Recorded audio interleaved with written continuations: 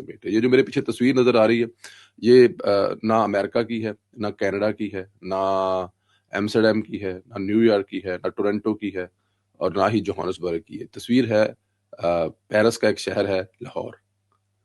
नहीं sorry, Paris का एक शहर है लाहौर, हाँ, ठीक कह रहा हूँ मैं। यूरोप जो है वो आपको पता है, हम कहते हैं कि यूरोप से अगर निकले तो बहुत ज़्यादा तकलीफ होगी है। कल रात को लिबर्टी चौक में जिस तरह से लाहौरियों ने न्यू ईयर को वेलकम किया है, मेरे ख्याल में पाकिस्तान की तारीख में इससे पहले इस जोशो-जज़्बे से 2 वजूहात हैं। एक तो पंजाब हुकूमत जो है, वो अपने शहरियों को, यूथ को, नौजवानों को ये पॉज़िटिव चीज़ों की तरफ लेके आना चाहती है, ना कि उनसे कोई इंतशार फैलाना चाहती है, आग लगवाना चाहती है, बल्कि वो उनको एजुकेशन की तरफ लेके जाना चाहती है, स्पोर्ट्स की तरफ लेके जाना चाहती है और ये जो एक्टिविटीज़ होती हैं, वहाँ पर उनको लेके जाना चाहता है कि जो लोग दुबई जाना चाहते हैं, अमेरिका, कनाडा, लंदन, एम्स्टर्डम आना चाहते हैं न्यू ईयर के लिए, उनको अपने ही